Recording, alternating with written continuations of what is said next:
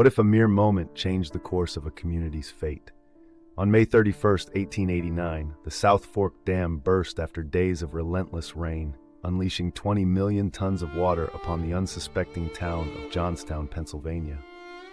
In just 10 terrifying minutes, the floodwaters cascaded through the streets, destroying homes and businesses in their path. Panic swept through the town as families struggled to find safety, while debris and chaos engulfed the once peaceful community. The aftermath revealed a heart-wrenching toll: over 2,200 lives lost and countless families shattered. This forgotten disaster serves as a stark reminder of nature's fury and the consequences of human negligence, echoing through history as we remember those who suffered that day.